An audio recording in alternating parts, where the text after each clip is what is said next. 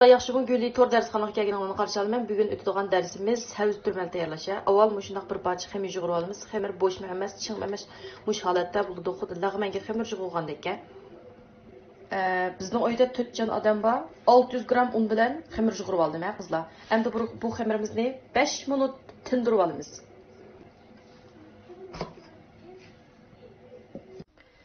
Ondan keyingi bosqichda 3-4 baş sebzeni axlab adalıb aldım. Andikin yerim baş piyaz gidiyor kızlar. Andikin muvafiq miqdarda quyruq maya. Andikin loq göş. Ma göşke men kal göş işletdim. Uyuңlardaki maylani mushundaq bir taraf qilsanglar bo'ldi. Naytim quvvatli ham yeyishlik taom bo'ldi bu tamoq.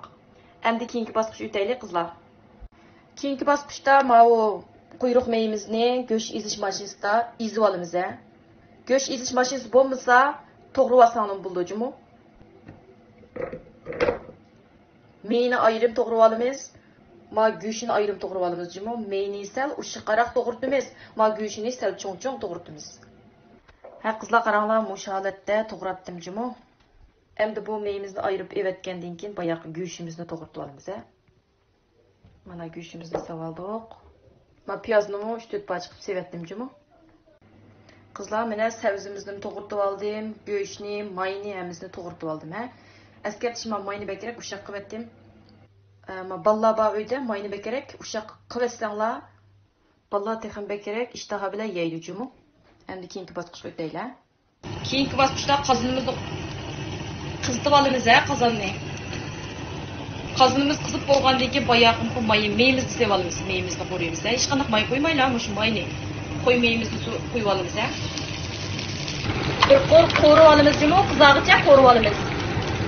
Qizlar mush holatga o'tganda andikin go'shtimizni solamiz-mu? Mana go'shtimizni sevib oldik. Go'shtimizni silib, buni o'zdan qo'rib olamiz. Mushu vaqtda andin tuz solsak bo'ladi-mu? Tuz miqdori bo'lsin-da, qizlar.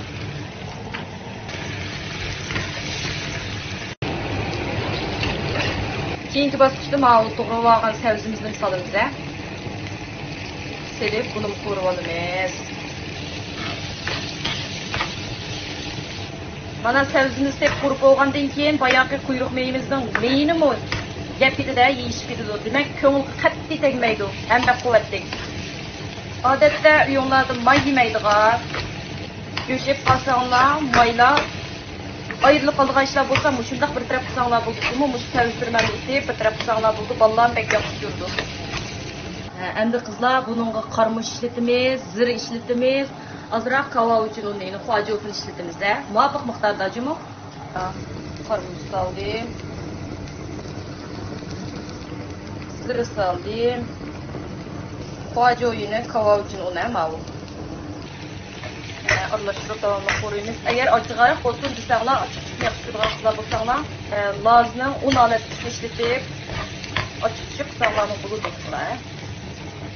Bu savturmanning qiymasi pishib bo'ldi. Endi buni mushbit qozonga qo'yib, o'tni o'chirib, endi xamirimizni ishlaylar, qizlar. Endi boya yumur qurib olgan xamirimizni echib yeyib olamiz, quruq un sepib turib echib yeyib olamiz.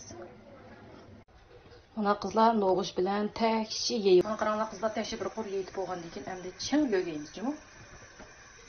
Bu shu qolmasin-mu qozonga kirgan vaqtda o'rda pishiramiz-ku buni. Chug'ilib ketadi.